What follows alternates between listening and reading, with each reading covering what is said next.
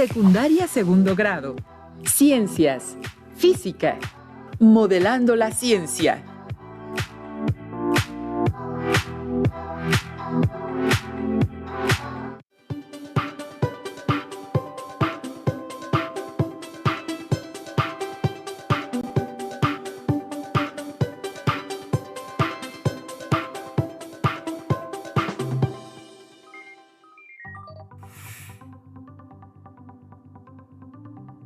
¿Qué tal, alumnas y alumnos de segundo grado de secundaria?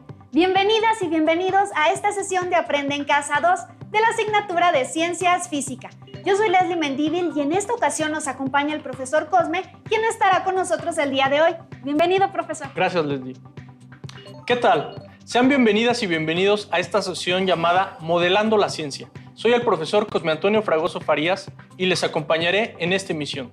Viajemos juntos al sorprendente y maravilloso mundo de la física. El propósito de hoy es analizar los modelos científicos. No olviden tener a la mano su cuaderno, libro de texto y lápiz o pluma para que puedan anotar las preguntas que se mencionen, las ideas principales que identifiquen y las dudas que surjan a lo largo de la sesión. Después podrán consultar su libro de texto u otras fuentes confiables de información con las que profundicen más sobre lo que aquí se analice. Comencemos, maestro. Antes de entrar de lleno al tema de los modelos científicos y su importancia en el desarrollo de las ciencias, leamos este fragmento de la revista de divulgación Cómo ves, que publica la Universidad Nacional Autónoma de México. Hay quien dice que la ciencia no puede explicarse sin matemáticas. Dicho de otra manera, que solo puede entenderse qué es la ciencia cuando se entiende cómo logra resumir en ecuaciones matemáticas los resultados de años de estudio de la realidad y cómo a partir de esas ecuaciones tan abstractas genera nuevos conocimientos que se aplican al mundo real. Si lo pensamos bien, se trata de algo sorprendente. Se estudia un fenómeno, digamos el movimiento de los astros. Se construyen las ecuaciones que representan el comportamiento observado y luego, utilizando ya no un telescopio, sino únicamente las matemáticas, pueden predecirse fenómenos que no se habían observado antes. Claro que luego hay que comprobar la exactitud de esas predicciones. De hecho, así es como el astrónomo francés Le Verrier predijo la existencia y posición de Neptuno en 1846. Las ecuaciones matemáticas son entonces un modelo de la realidad y pueden usarse para explorar en forma simulada, aproximada, su comportamiento. Un poco en la misma forma en que un modelo a escala de un barco o un avión pueden utilizarse para explorar el comportamiento del vehículo real en condiciones controladas, en un túnel de viento o en un simulador de olas. Las simulaciones o modelos matemáticos en física han llegado a tener una gran complejidad. Actualmente, muchos de los descubrimientos en física subatómica, cosmología y otras ramas se hacen usando estos modelos y solo después se comprueban mediante experimentos. En otras ciencias como la química y especialmente la biología, las cosas no son tan sencillas. Es parte porque los sistemas que se estudian son mucho más complicados. Por ejemplo, una célula viva o un organismo y las ecuaciones para describirlos se complican demasiado. Ya existen, sin embargo, modelos que llegan a tener gran utilidad para entender y hasta predecir algunos fenómenos. La evolución de una población de organismos, por ejemplo, puede representarse matemáticamente. De esta manera, se ha llegado a predecir la forma en que podría comportarse. Por ejemplo, una epidemia. Pero no todos los modelos usados en ciencia tienen que ser necesariamente matemáticos. Algunos son más como maquetas, otros como conjuntos de conceptos sobre los que podemos pensar, sacar conclusiones y posteriormente realizar experimentos que las comprueben o refuten. Tenemos el gusto de que nos acompañe el profesor Jonathan Ibarra Coronel. Él es licenciado, maestro y candidato a doctor en Geografía por parte de la Universidad Nacional Autónoma de México. Ha recibido importantes reconocimientos por su trabajo académico en México y ha participado en estancias de investigación en Europa y América del Sur. Maestro Jonathan, bienvenido. Muchas gracias, profesor Cosme. Gracias, Leslie. Muchas gracias a todos. Es un gusto estar aquí con todos ustedes. Bienvenido, maestro. ¿Nos sentamos? Claro que sí. Gracias. Maestro, con base a su experiencia, háblenos por favor acerca de los modelos científicos. Claro que sí, Cosme. Para empezar, habría que definir qué es un modelo científico. Pues bien, de manera simple, se puede decir que los modelos son una representación de una pequeñísima parte de la realidad. Es decir, que de la complejidad del mundo que nos rodea, tomamos objetos, sistemas, procesos o fenómenos e intentamos explicarlos por medio de una abstracción que puede ser física, teórica, gráfica o simbólica, como por ejemplo los modelos del ADN o del sistema solar, que a escala nos ayudan a analizar, explicar o describir su funcionamiento de forma más entendible.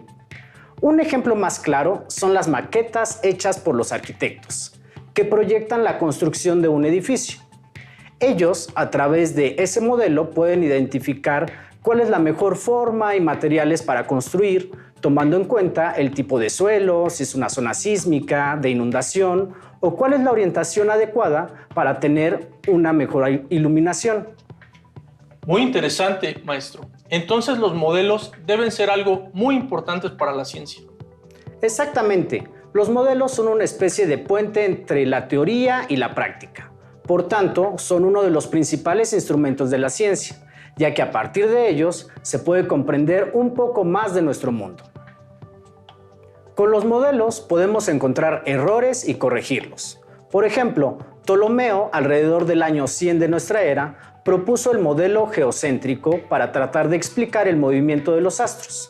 Durante mucho tiempo la gente pensaba que el Sol y los planetas giraban alrededor de la Tierra. Hasta el año 1543, Copérnico propuso el modelo heliocéntrico, colocando en el centro del sistema solar al Sol y girando alrededor de él a los planetas. Tiempo después, Kepler encontró ciertos errores y logró perfeccionarlo al incluir órbitas elípticas en este modelo. Así, los modelos son perfectibles y modificables en función de las variables que se toman en cuenta y también de los nuevos descubrimientos. Astrónomos, filósofos y grandes pensadores de la historia fueron capaces de registrar sus observaciones por medio de alteraciones de modelos planetarios existentes, un sistema que hizo posible el progreso hacia la precisión y el entendimiento del sistema solar de la actualidad. ¿Qué ejemplos de modelos científicos nos puede dar con base a su experiencia y trabajo, maestro? Claro que sí, profesor Cosme. Bueno, como geógrafo estoy muy ligado al estudio y análisis del espacio. E irremediablemente en esta área del conocimiento es muy importante la forma en que se representa nuestro planeta Tierra. Mira, lo que tengo aquí en mis manos es un globo terráqueo. Y precisamente esto es un modelo, porque intenta representar al planeta Tierra a escala manejable y comprensible, respetando la forma esférica de nuestro mundo. Aquí se pueden hacer muchos análisis, sin embargo, tiene una complicación, su forma esférica. Es difícil de transportar. ¿Te imaginas, Cosme, para los alumnos llevar esto todos los días a la escuela? Bueno, creo que no cabría en su mochila, así que sería difícil llevarlo. Claro, por ello, una segunda forma de representar la Tierra es a través de los mapas, que por medio de una proyección cartográfica distorsionan el mundo para convertir la esfera en un plano. Los mapas son entonces una especie de modelo caracterizado por tener coordenadas geográficas, escala, orientación y una información específica que se maneja con símbolos y colores adecuados. La información que podemos plasmar en un mapa es enorme. Por ejemplo, en un mapa podemos observar el modelo de las placas tectónicas, que no es más que la representación de los grandes fragmentos en que se divide la corteza terrestre. Con esta información se puede identificar límites de placas y saber si una zona es sísmica o volcánica. Otro ejemplo es el mapa que plasma el modelo de los usos horarios, un sistema de organización internacional del tiempo que nos permite saber qué hora y día es en cada punto del planeta, a través de 24 franjas establecidas cada 15 grados de longitud. Al hablar del planeta Tierra, también se puede modelar su estructura interna, reconociendo 3 esferas principales: la atmósfera, compuesta de gases; la hidrosfera, correspondiente al agua continental y oceánica; y la geosfera, que se refiere a la parte rocosa del mundo. Incluso se puede modelar cada una de estas partes. Por ejemplo, el modelo de las capas internas de la geosfera, que muestra componentes y profundidad del núcleo, manto y corteza terrestres. Maestro, existen otro tipo de modelos más abstractos. ¿Nos podría platicar un poco más de ellos? Claro que sí, Cosme. Mira, existen temas que requieren de una mayor abstracción de la realidad para poder representarse. Por ejemplo, el modelo aplicado por Walter Christaller en su teoría de los lugares centrales, que explica la distribución de las actividades económicas y la población en áreas urbanas, representado mediante hexágonos, o bien los modelos que intentan explicar la estructura y crecimiento de las ciudades, como el modelo de anillos concéntricos de sectores, de núcleos múltiples, o bien los modelos aplicados a ciudades latinoamericanas. Otro ejemplo son los modelos matemáticos, que a partir de ecuaciones o algoritmos muestran escenarios del pasado, presente o futuro mediante símbolos y reglas de dicha disciplina. La actual pandemia de COVID-19 nos muestra la importancia de estos modelos, ya que plantean posibles escenarios en función de la presencia de ciertas variables, como puede ser el uso del cubrebocas en espacios públicos o presencia de otras enfermedades como la diabetes, hipertensión u obesidad. Maestro Jonathan, todo esto es realmente interesante. Muchas gracias por tan detallada explicación. Quédese con nosotros para ampliar la comprensión del tema y veamos el siguiente video. Los científicos intentan comprender el mundo haciendo modelos de la realidad para racionalizar, explicar y predecir fenómenos. Los modelos son representaciones teóricas, gráficas o simbólicas de la idea que se tiene sobre las características de un objeto, proceso o fenómeno. Los modelos expresan una idea que puede representarse a través de esquemas, ecuaciones u objetos y permiten una mejor comprensión del fenómeno real al que representa.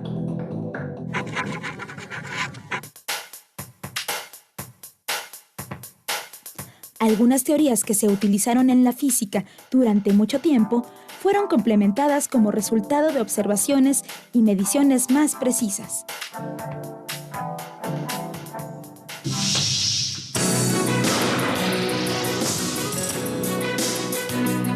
¿Sabías que podemos hacer modelos del comportamiento de las ondas en el agua?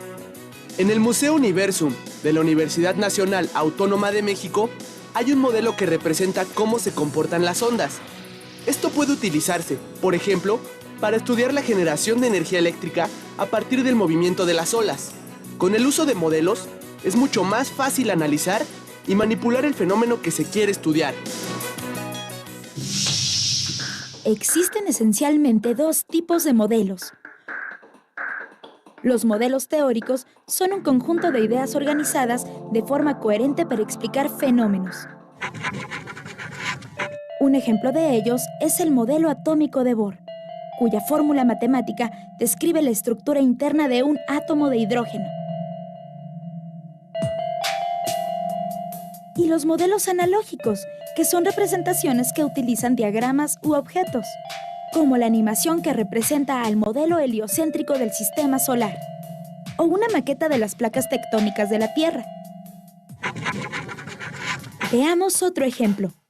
Podemos construir un modelo del ala de un avión. 1. Construyamos el ala con un pedazo de cartulina. 2. Atravesemos con 2 hilos los extremos del ala. 3. Sujetemos los hilos por las 2 puntas. 4. Pongamos a funcionar un ventilador cerca del ala y observemos cómo sube. En este ejemplo, vemos un modelo que nos ayuda a observar y analizar cómo el viento a cierta velocidad puede levantar un avión.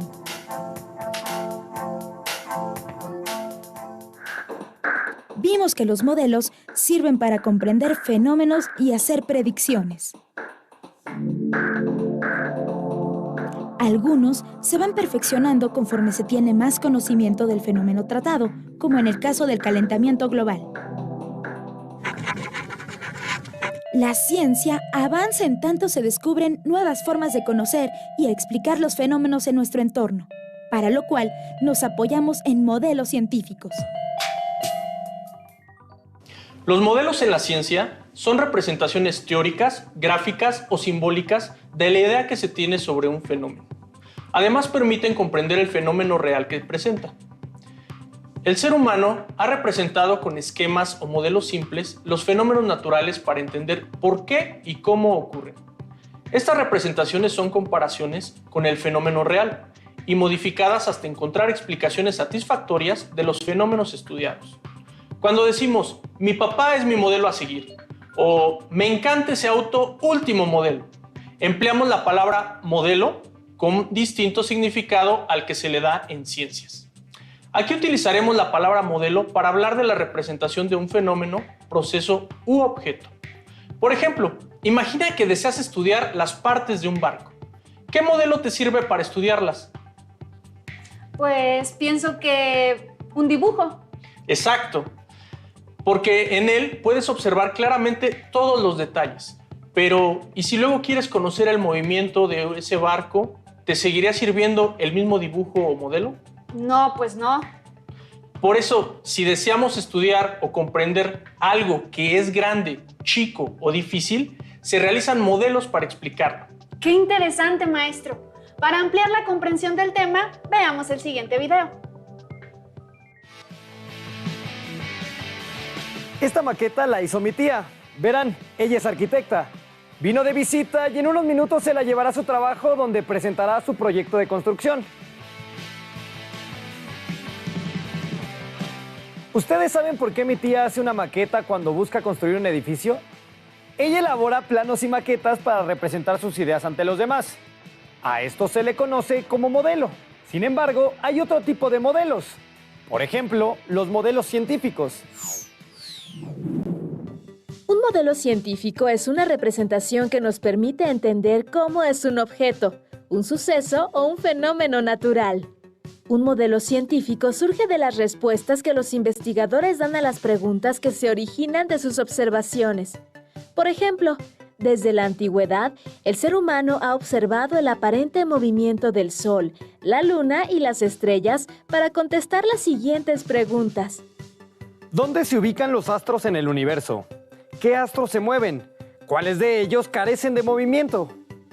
Para intentar responder estas preguntas, Ptolomeo, unos 100 años antes de nuestra era, diseñó el modelo geocéntrico del sistema planetario con el que explicó que la Tierra está inmóvil en el centro del universo, mientras que el Sol, la Luna y los demás astros giran a su alrededor.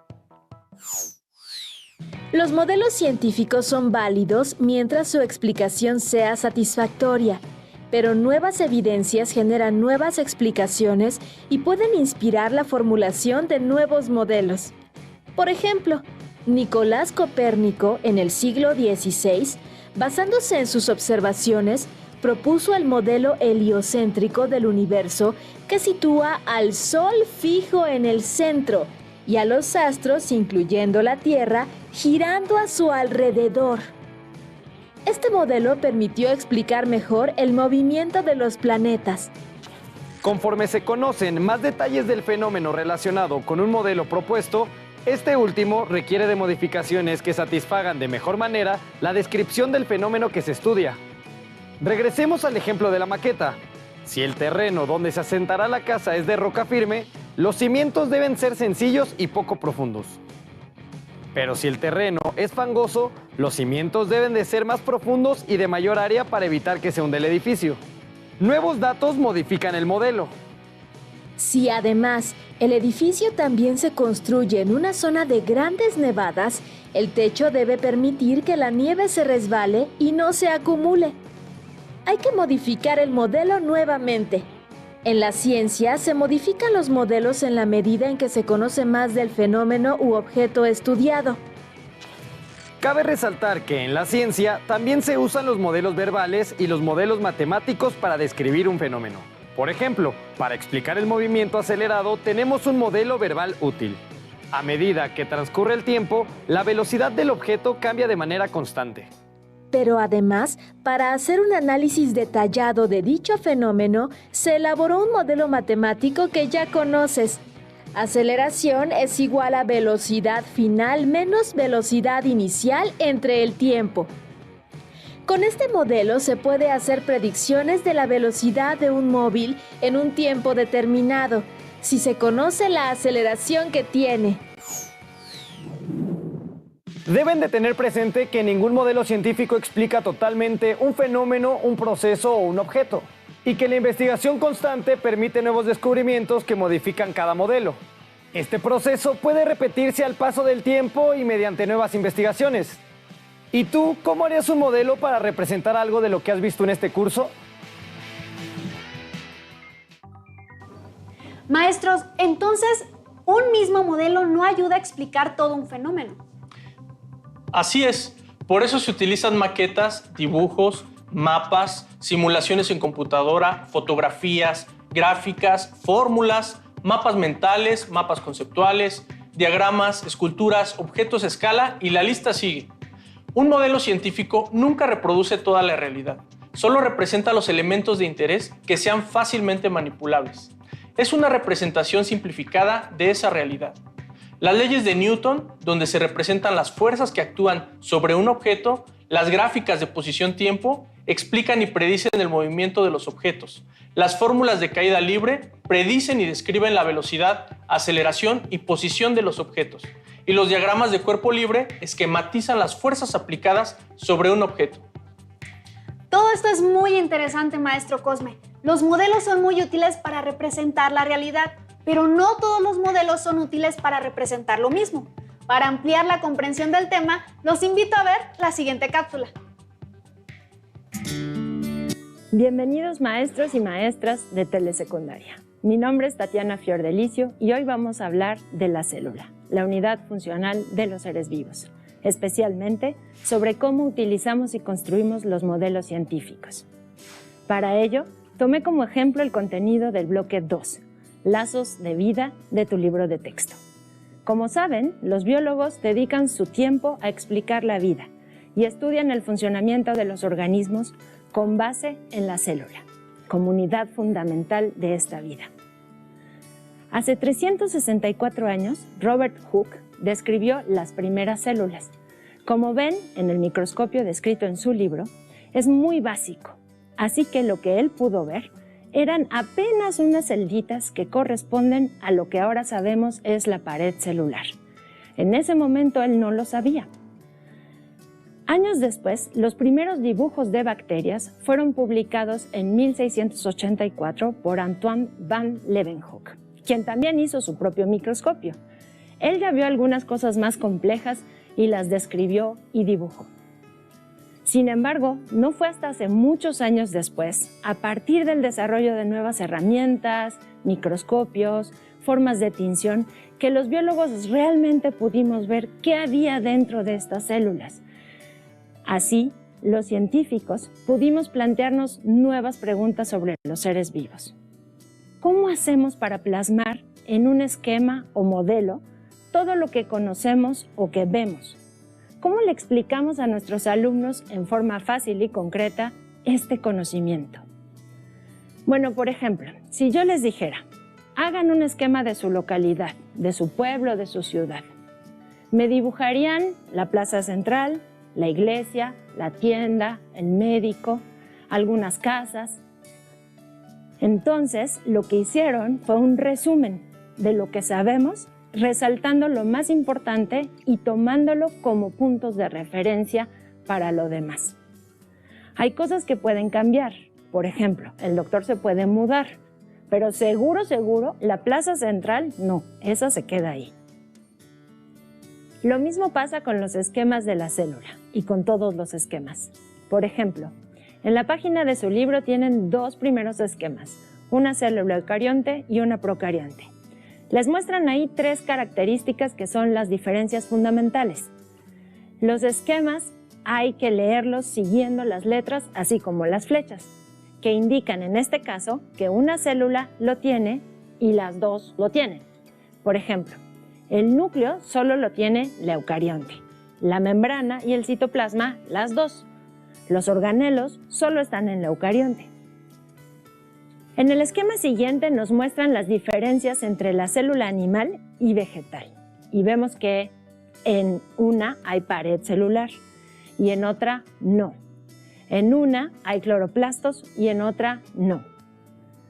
Ahora, quedémonos con estos esquemas. Si se fijan, el núcleo siempre es redondo. Eso es cierto, porque el núcleo en todas las células es como la plaza central. No cambia, es el centro de la célula, no se mueve del lugar. Luego, siempre cerca del núcleo se dibuja el retículo endoplásmico seguido del aparato de Golgi. Y esto en realidad puede no ser así, porque pueden estar por toda la célula. Pero se dibuja así porque significa que las proteínas se producen con la información del núcleo, pasan al retículo, luego al Golgi, y al dibujarlos así se da un sentido de funcionalidad. Finalmente, ponen los cloroplastos y las mitocondrias, que son la maquinaria de hacer energía. Y después está la membrana, que si ven en el esquema, tiene hoyitos. Estos representan que la célula no está aislada, que se comunica con su entorno. ¿Y ven una diferencia en la célula vegetal? Sí, claro, es que la pared celular forma estos canales de comunicación. Bueno, entonces, el esquema de una célula, y yo diría cualquier esquema, es como un mapa de un pueblo, de una ciudad o de un país. Hay que verlos, encontrar las calles, los nombres, los colores y entender qué nos dicen. Y lo que nos dice será un resumen de los conocimientos de años de estudio. Con las técnicas actuales de animación, se están haciendo nuevos esquemas más dinámicos, más complejos, como se muestra en el ejemplo. Maestros, maestras, agradezco mucho su atención y espero que este video para maestros les ayude en su trabajo y en su día a día. Los invito a consultar el portal de Telesecundaria. Profesor, entonces los modelos son útiles porque son capaces de describir, explicar y predecir un fenómeno, proceso, sistema u objeto. Correcto, pero en el momento en que las predicciones del modelo no coinciden con lo observado, entonces este se desecha, rechaza o modifica. Por eso los modelos están en constante construcción y modificación, como cuando Galileo Galilei se opuso a la idea de que la Tierra no era el centro del universo. Ese modelo del sistema solar se rechazó y modificó, aunque este proceso llevó casi un siglo. Pero no solo los científicos realizan modelos. ¿Qué otro modelo se te ocurre? Ya sé. Un entrenador de fútbol americano realiza un modelo para explicarle a los jugadores mediante un dibujo los movimientos marcando con flechas que indican las jugadas y las estrategias a seguir. Muy bien. Para terminar, les invito a reunirse con su familia para reflexionar y darle respuesta a las siguientes preguntas. ¿Qué describe un modelo? ¿Qué explica y qué predice?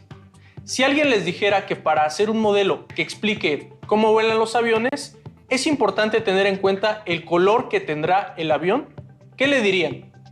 ¿Por qué es importante construir modelos? No olviden consultarse un libro de texto en el tema correspondiente para profundizar o resolver las dudas que surgieron a lo largo de esta sesión. Con todo lo visto, ahora ustedes pueden construir un modelo. ¿Cuál se les ocurre? Agradecemos al maestro Cosme y al maestro Jonathan por su intervención y los invitamos a que continúen viendo las siguientes emisiones de Aprende en Casa 2 para el ciclo escolar 2020-2021. ¡Hasta pronto! Si tienes dudas o necesitas ayuda, llama al Centro de Apoyo Pedagógico a Distancia. El número de teléfono para secundaria es el 55 36 01 71 23. Si requieres consultar los libros de texto en versión digital, recuerda que los puedes encontrar en la página conalitec.cep.gov.mx.